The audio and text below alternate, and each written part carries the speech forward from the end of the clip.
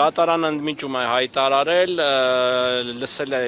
դատավարության կողմերին, այսինքն վարույթն իրականացնող մարմինը ներկայացրել է իր դիրքորոշումը,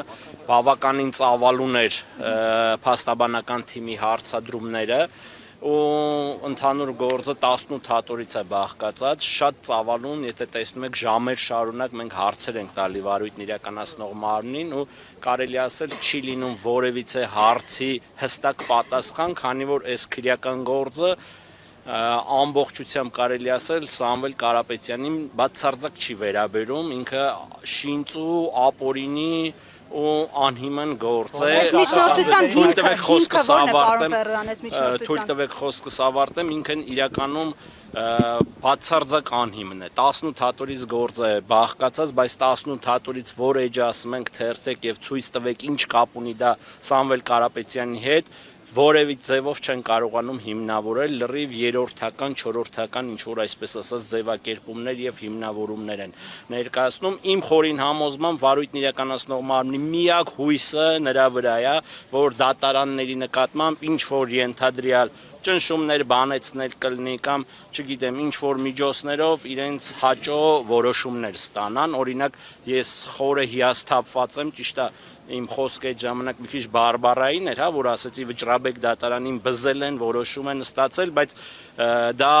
համենայն դեպս այս գործով առավել քան փաստվում է իմ խորին համոզմամբ, որ այդ հապճեպությամբ Վճռաբեկ դատարանը չէր կարող նման որոշում տալ և դատարաններին, եթե չբզեն, թողեն իրանք իրականացնեն արդարադատություն, վստահ եմ մենք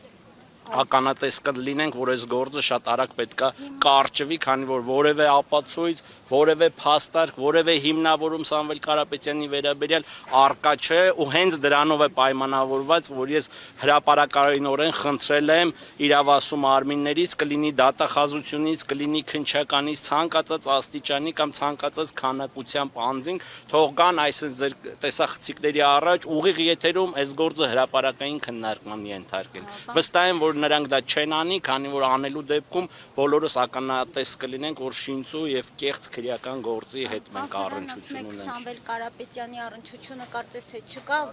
որ հատորը նայում ենք չկա, այնուամենայնիվ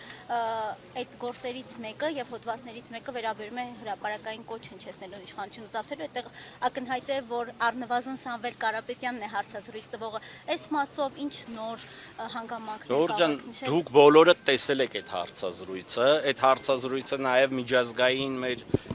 իրավաբան գործընկերներն են տեսել, այդ հարցազրույցը նաև փորձաքննության է անցել, այդ հարցազրույցի վերաբերյալ լեզվաբան պրոֆեսորների կարծիքներ ենք մենք ձեռք բերել, որոնցով հիմնավորվում ու հաստատվում է, որ այդ հարցազրույցը իշխանությունը զավթելու կամ յուրացնելու